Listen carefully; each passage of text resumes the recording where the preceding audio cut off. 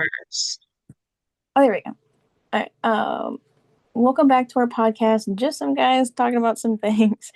Today we'll be covering religious and spiritual perspectives on environmental stewardship. In this episode, we'll explore how faith, traditions, and spiritual movements shape humanity's relationship with nature.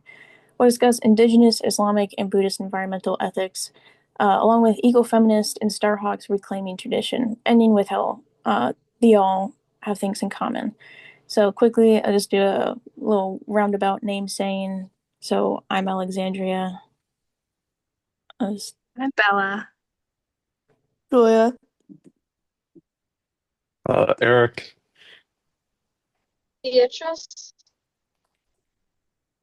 And our first question we'll be looking at is indigenous spiritual ecologies and land-based wisdom. So, what is relational ontology and how does it differ from Western views of nature? And how do principles of reciprocity, balance, and sacred geography shape indigenous environmental practice? So, readings, I found that it's like the belief that we are relatives to nature rather than like separate from it. And it seems like from like Western views that they view nature as like something like a resource, something to be taken from without giving back. So Kimmer talks about a lot how like the honorable harvest, how if we're gonna take that we need to give back and like the traditions they follow to honor the land. And I think that's how that balance of like the balance of keeping like the environment well while also making it kind of like a sacred thing, like a sacred tradition for them with the honorable harvest. Um, I don't know. I just kind of want to bounce off that point. Because in the readings, the relational ontology, it's kind of the idea that everything, like people, animals, um, like your environment around you, it's all connected and everyone kind of depends on each other. Um, so typically in other views, like specifically Western views, um, typically we are separated from our environments. Like we are viewed as superior or, you know, just outside of the environment. But it's good to get these other ideals um, that kind of view us as part of the environment, just because it makes that um, like that balance and reciprocity a little bit easier to understand and comprehend.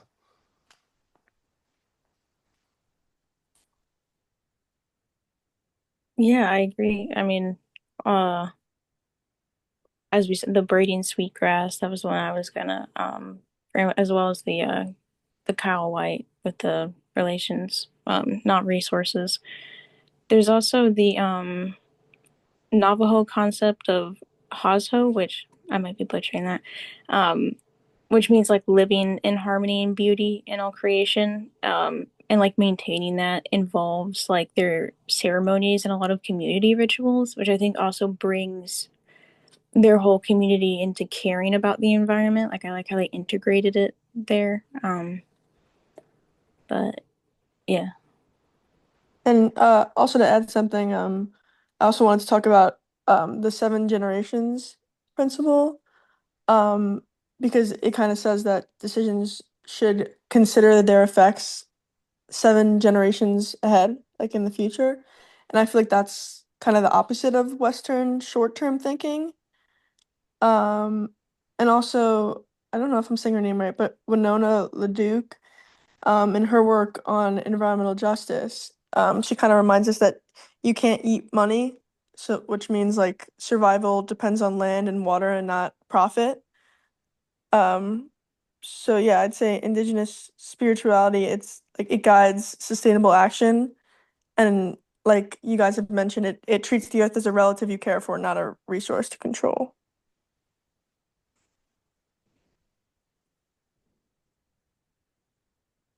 Yeah, and any last thoughts on that one before I move on? I don't know. Not from me. Um, all right, so looking at Islam, how do concepts of Khalifa, trusteeship, Tawhid, unity, and Mizan balance create Islamic environmental ethics? And what are modern Islamic environmental movements? So in the concept of Khalifa, I found that it's like kind of similar to the evangelical like creation care, like taking care of Earth, like that's our role to take care of God's creation. And it seems like that kind of goes with the unity and the balance altogether to kind of keep caring for it rather than harming it. One of the uh, movements I saw was the Green Mashid. I don't know if I'm saying that right. Innovative. And that was like the conservation and energy efficiency, like in mosques to become more energy efficient within the religion. So that's Mhm. what I found for that one. And I also saw the Islamic Declaration on Climate Change, which called to protect the environment as like a moral duty because climate change tends to harm uh like I don't want to say poorer, but I guess less fortunate areas first, which goes against Islamic ethics about justice. I wanted to build on what was said previously. It the Islamic ideals also like can relate to the indigenous beliefs of where like we are part of nature, like nature is our relative. Um, Islam has the God, I think I was saying that wrong, the unity of creations that reflects divine oneness, which is like where everything in the world is just one. We're all part of God's creation. We're all one, like one group of just God's uh beauty and like what He's created. We're all connected and we all value. And because of that, we have to preserve nature. We have to help nature instead of taking from it to the point of depletion.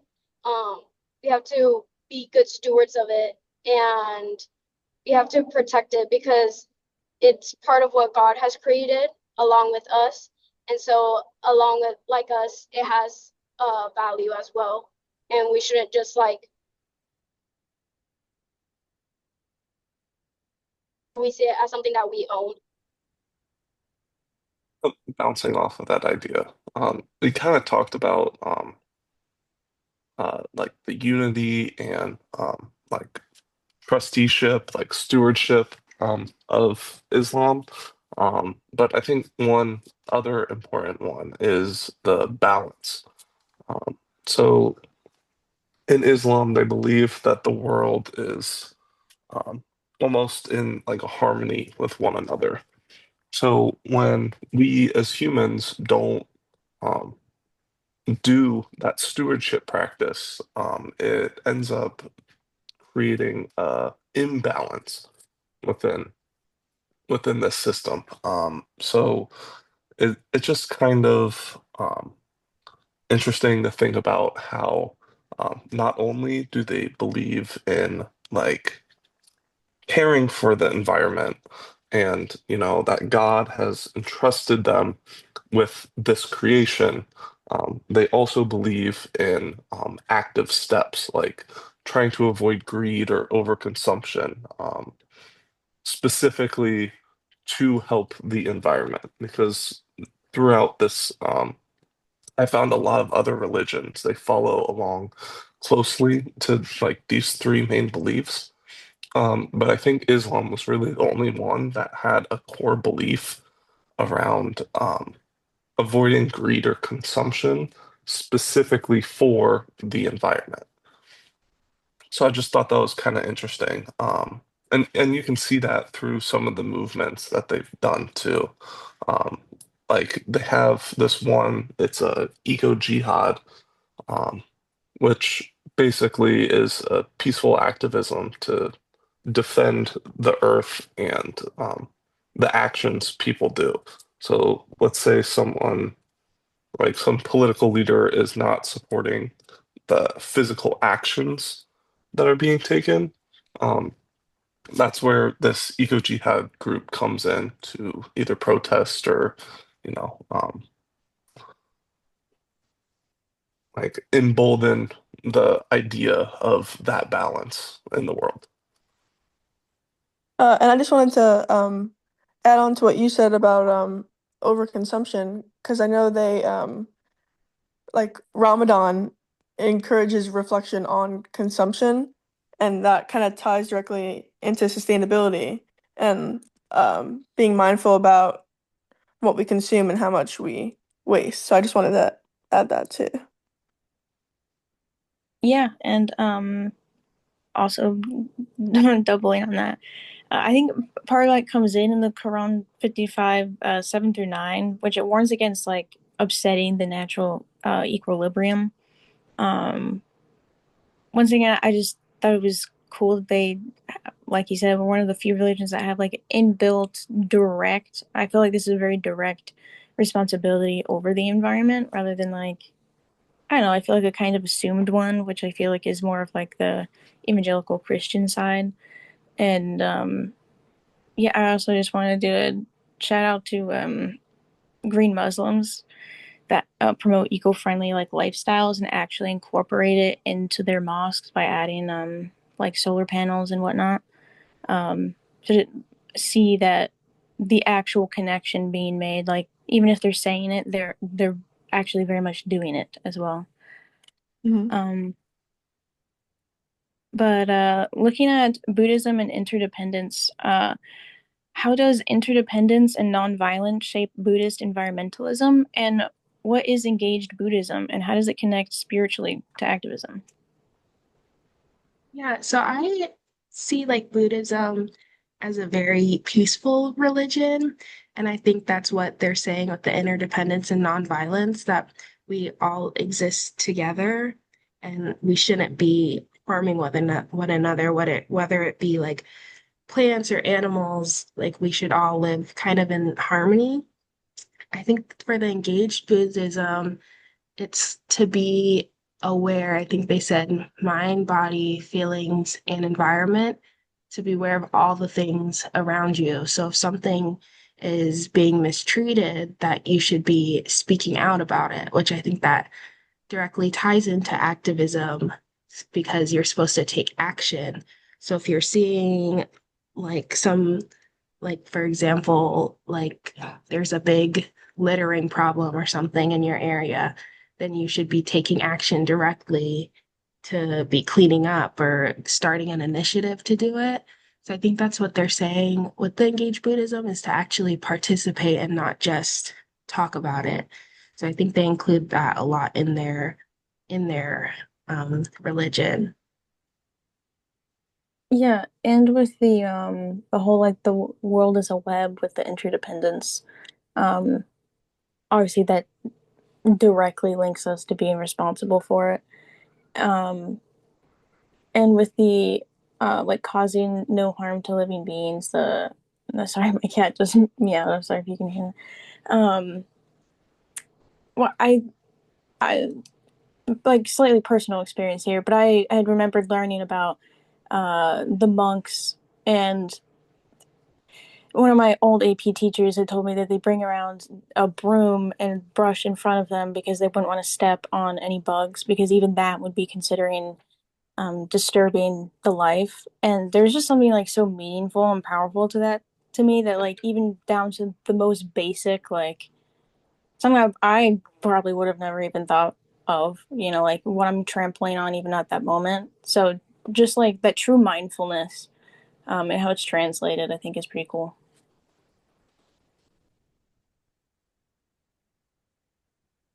Yeah, I just kind of wanted to talk on like kind of how this idea of like the nonviolence and interdependence with the ecosystem ties into the Buddhism core beliefs.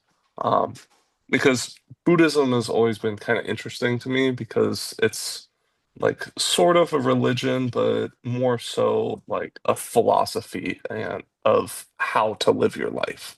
Like there's no really like the Buddha is more so viewed as a teacher rather than as like a spiritual figure. Um, so in Buddhism, they have four noble truths, um, which all center around suffering. So basically, their whole view is that life is suffering. Like, no matter what you do, just living and existing, there will be suffering. Um, but the four truths kind of guide you through, um, like, what causes the suffering. And most of the time, it ends up being like certain actions that people take. So typically in Buddhism, they believe that suffering is through like desire or want for something. So in this case, it kind of manifests through greed and wanting to control the environment around you.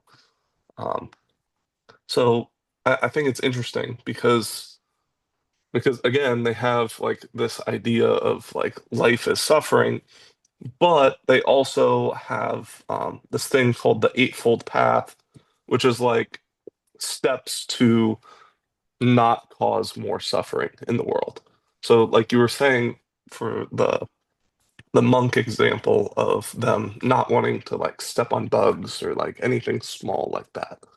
Um, that's one of the first steps of the Eightfold Path is to be conscious of your surroundings and to try to think more with kindness and compassion for the things around you rather than to exploit or um, have a greedy mentality towards it.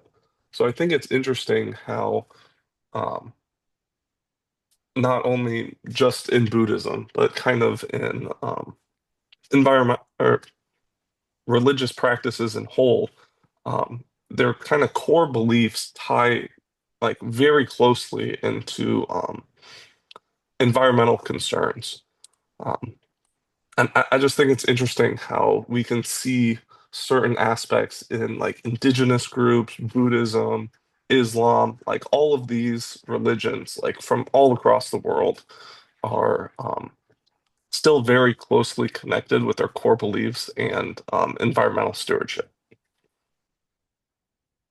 I definitely found that I definitely thought about that too and found that interesting as well. And I just wanted to add on, I liked that example about like not stepping on bugs, and I wanted to say another example. Um, the Buddhist monks in Thailand ordained trees by wrapping robes around them to stop deforestation.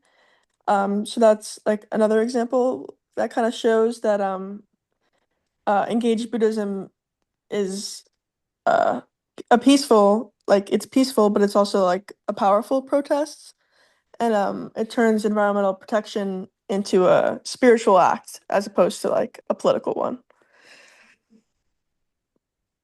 Yeah, I also wanted to just like bring this back to the Islam just to like connect it because I find it really cool how, you know, you separate so many, like you separate all the religions into their own thing, their own category, their own beliefs.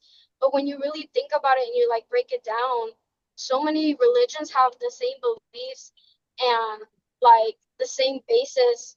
Like you were talking about how Buddhism finds like craving and desire as something that leads to suffering and how that relates to like taking from the world and taking from the environment or being lead owners of it, just doing as we will with it.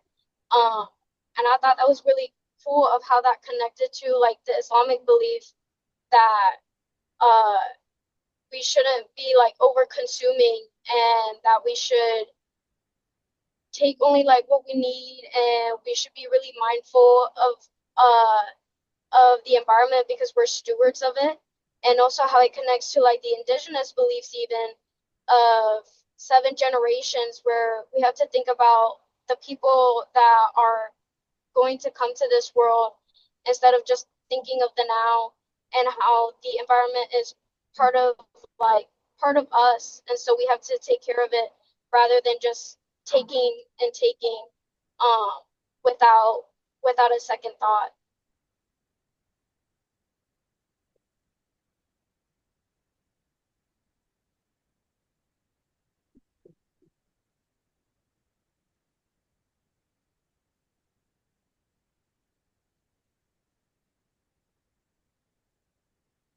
We could probably move on to the next question now, which is now we move on to part two about the earth-based spiritualities. Sorry, And I was muted. I'm sorry. no, that's okay. Can I add one thing on the last thing real Oh quick? yeah, sure. Sorry, no, I'm so sorry. Um, but from the Engaged Buddhism, from a love letter to Earth in 2013 says the Earth is not just our environment, the Earth is us. Um, and I don't know, I just thought that was it was simple and concise the way that they view it. So I like that one. And I just had one critique of the traditional Buddhism focus, that like the detachment aspect of like their religion could discourage activism. But I think it I don't know, I think that's a like misportrayal. I feel like the compassion will bring like it's it makes them want to protect it more, not withdraw. But I just thought that was an interesting um take on that. Um, and now moving on to part two. So, ecofeminist spirituality and the divine feminine. So, how do you guys think ecofeminist spirituality connects to the oppression of women with the domination of nature? And what is it meant by embodied spirituality and critique of nature and culture dualisms? I'll start off with ecofeminism. So the basic idea is that the way society treats women and the way it treats the earth are actually connected. I feel like both have been like controlled and exploited and maybe kind of seen as objects under patriarchal systems. Um, so like ecofeminism asks, what if the mindset that justified dominating women is the same mindset that justifies dominating nature? And I'd say ecofeminist spirituality responds by flipping that worldview. Um, Instead of valuing control and power over others, it centers things like connection, care, empathy, and community. And I know Starhawk uses the term embodied spirituality, which I really like. She means spirituality isn't separate from real life. It's in our bodies, like in our nature and relationships. So taking care of the earth isn't just an environmental thing, but it's also a spiritual thing too. Um, and something important is that ecofeminism has sort of evolved over time because it used to get criticized for sounding like women are naturally closer to nature, which isn't true for everyone. But today it's more about justice. And it's not just about women, but it's also about challenging all systems of domination that hurt people and the planet. So the main message is that environmental healing and social healing, they sort of have to happen together, is kind of my point. Yeah, and quick quote to add to that. By Vandana Shiva, the liberation of Earth, the liberation of women, and the liberation of all people are one and the same struggle. Um, so yeah, obviously with everything he said there, and then just adding on like the unheard voices, that those voices that get trampled on, which Earth doesn't really have its own voice. That we need to give it a little bit of an extra boost so it can be on the same par. Um, and then also Caroline Merchant and the Death of Nature. She said the domination of women and the domination of nature are mutually reinforcing. Um, Okay, those are just two quotes I thought were really in line. Yeah, I think it's like really interesting how the patriarchy sets it up so that women and nature are kind of seen very similar, and like how women in the past have been like the ones doing the work like closer to the earth. So it's really interesting like how it's we've been kind of tied together, and then the domination of both where both weren't treated very well. I mean, we're still struggling with some issues today, but I think they talked about like instead of seeing like the female body as like something to like conquer or dominate, it's like we should be seeing it as sacred, like as the same way we should be seeing the earth as sacred, like through all the cycles we go through, with birth and everything. It's like we should be taking back like the thoughts that have been thought about women before, and we should be treating like women as sacred rather than as something to be taken like a object, like how the earth is also thought of. So I think it kind of ties together this activism where both have been, people are going to lengths to try to change the way people think. I think that's kind of also like what we talked about last podcast too, where we talked about how we have to change the way people think. I think that kind of ties into the embodied spirituality, sorry, spirituality, and like how we need to change the way we're thinking. I feel like that's how I perceive that. No, I definitely agree with that. Because, whenever I think like specifically with ecofeminism, um, I kind of think back to like kind of the start of the feminist movement where, you know, the idea was that, like women couldn't vote because they couldn't be like trusted or, it was not like their place. You know what I mean? So I feel like specifically with ecofeminism, both these issues are kind of put in their own little box. So like by um, minimizing both these things, it kind of sets up a system of control. So just being able to see like kind of break outside of that box and view things as equals and important instead of just being like, oh, this isn't really an issue or this isn't too important. Just kind of recognizing how um like how sacred these things are is important to progressing into the future.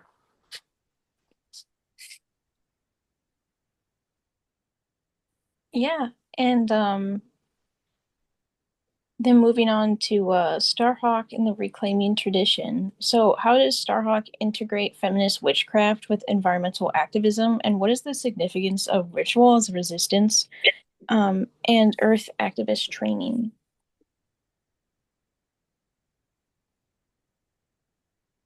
I saw like the significance of the rituals.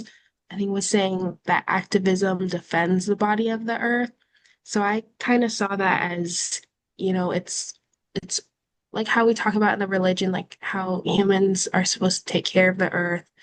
I kind of saw it as that, like activists that are talking about these issues in the environment is kind of like a which ritual itself, like doing these things, like how we do recycling and things like that to kind of take care of the earth. I think the witchcraft, I was seeing like the magic is changing consciousness at will. I don't know if that was with the witchcraft, but I think that's kind of seeing like the magic is within yourself to recognize the things that you're doing wrong that's harming the earth or harming others, and kind of making that switch change how you're thinking to change your actions. I think it's like something no one else can do for you. It's something you have to do yourself. You kind of have to see Earth, like we talked about with the indigenous, like see Earth as a being, as a person, rather than as something to take from, and that like how we're all connected in this. It's not just like us alone, like it's us with other countries, it's us with like everything, like all animals. It's like kind of seeing it as we're all together in it and not so much like, oh, we're humans, so we should be doing this and we should be taking this. Like we're supposed to be thinking of everything and everyone together. It's kind of how I saw it. Yeah, Yeah. I totally agree. Uh, the rituals are definitely seen as a powerful tool that build those connections and connects us to all the things around us. Um, and I'll see as like a way to just face the challenges, like you said, together with other people, you know, with nature and everything. We're supposed to face those challenges together, and that's what the rituals and stuff they do for that's what they're supposed to do. They're supposed to help us and encourage us um to honor the cycle of life and to just empower us through community and connection to nature.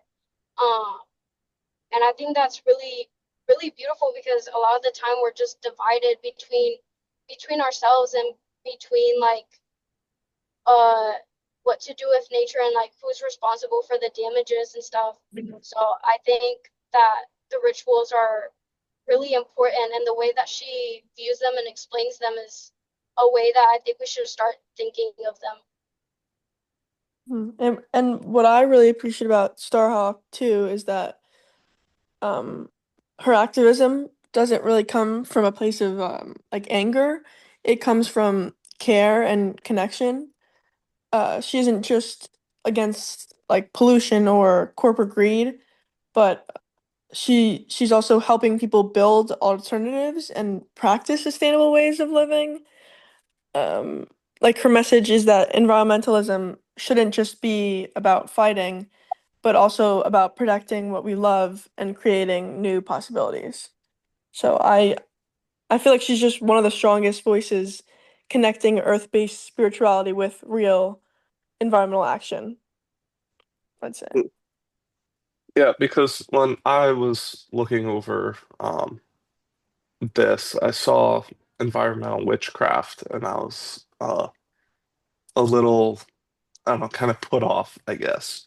But I feel like the more that I learned about it, the like more I understood what it was all about.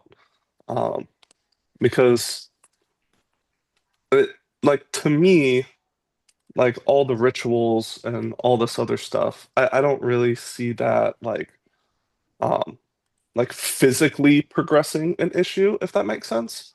But it gives an opportunity, like we were saying, to kind of change the way we think about things. So like through these rituals, it kind of creates a community of people that um, like have a profound importance placed on Earth and the environments around them. So just getting these group of people to like really challenge the modern ideas, I think is definitely a good thing. And it, just creates more opportunities for social justice, like climate protests, and, just kind of giving a voice and community for marginalized groups.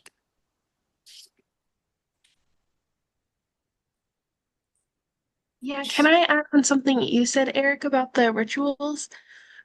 I was like seeing, like, from the readings and everything, I feel like rituals can, I don't know if you agree with this, but I feel like rituals can kind of be things that we do regularly that we don't really see as rituals, but like kind of become them. Like, say, like in gardening, like I feel like when you're like planting something and like if you like are doing it every year. You plant a certain thing and it helps the earth. I feel like that can be seen as a ritual, or like how you recycle every week, or if you compost. I feel like those things, I don't know how I think of them. I think those can be seen as rituals that we do that we don't even realize are rituals. I don't know if you guys would agree with that, but I kind of found that interesting because it's like seems it when you think about rituals, it seems very like religious or very spiritual, but I think it can be something other than that. So Oh, I like oh that's yeah. something I was thinking about that I was like might be a interesting opposition. No, yeah, I mean, I definitely agree with that. Like just because when, again, the first thing that comes to mind for me is, like kind of a physical ritual. Um, Mhm. but like there are plenty of examples because I'm also taking a behavior class this semester too. So there's two kind of different systems of thinking. And there's one, like the first system of thinking is like very quick, fast. Like you don't even think about doing it. Like if you have trash, you just throw it in a trash can, you know? So some people like these behaviors that they have, like let's say they garden um, every year or they, recycle. Like that's probably a better example. But they kind Mhm. of do it like without even thinking about it. Um, but like certain other rituals are like use that second form of thinking where it's like it's a slower process of thinking. So you like let's say going to a community event to protect a forest that is going to be used for wood, you know. Going to that event requires a slow, methodical approach to it.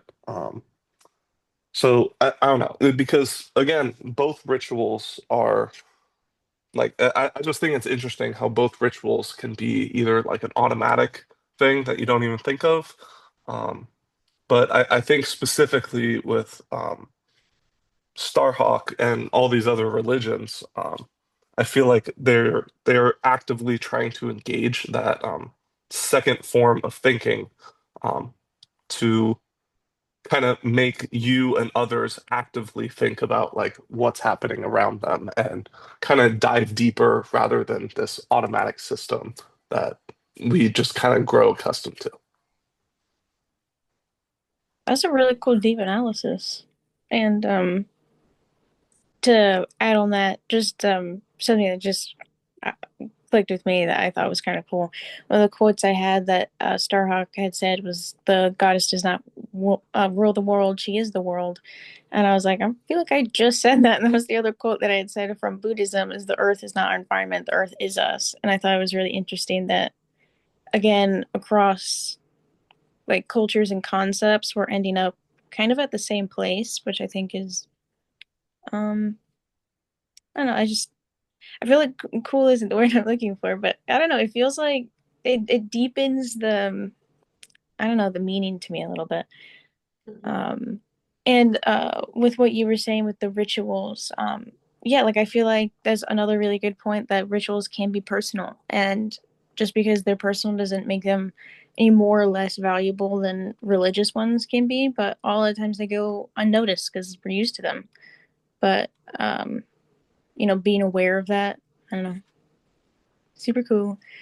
Um, so yeah, now we're just integration and reflection. Any like overlaps or themes that you guys have seen other than that? I feel like one big theme I saw kind of across all these perspectives is like connection.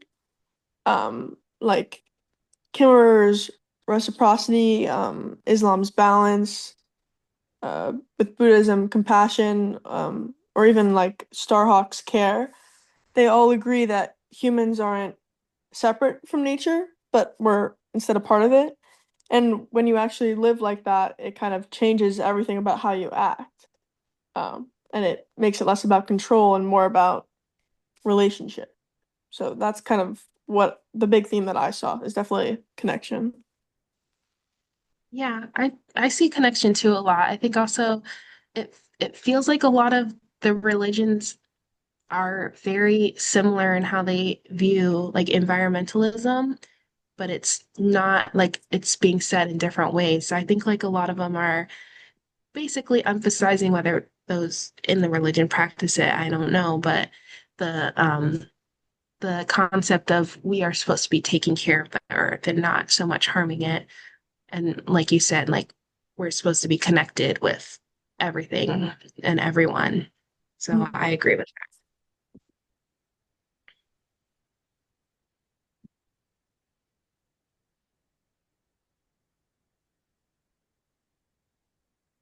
Yeah, sorry, just one more thing that I kind of wanted to add on to the common themes that we see is like because we were talking about the interconnectedness and all this between different religions. Um, I think an important thing to also note is the responsibility aspect.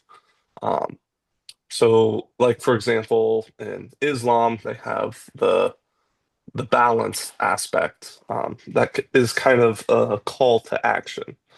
Um, and again, you kind of see this like call to action across different religions and ideas.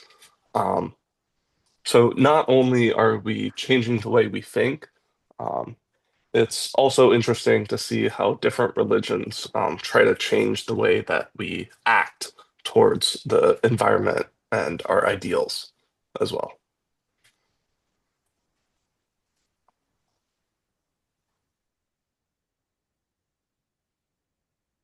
I totally agree with that idea. There's a lot of religions that call to action for us to do something about the environment, whether it be like our responsibility, like what you said, or in Christianity in Genesis, it tells us that the world or the environment has been entrusted into us, so that gives us a responsibility to take care of it because God has given it to us.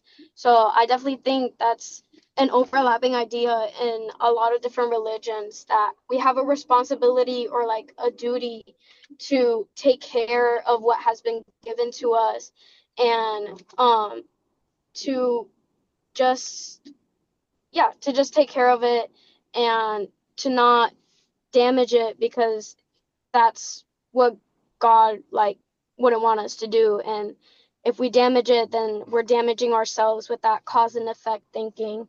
um so I definitely think that's an overlapping idea that we discussed. that. Yeah, I think that's a really good point about, I don't know, it's not always about the sustainability. Well, it is, but it's about the responsibility and like relational accountability, which again goes along with how we are viewing ourselves more with nature in a lot of these scenarios.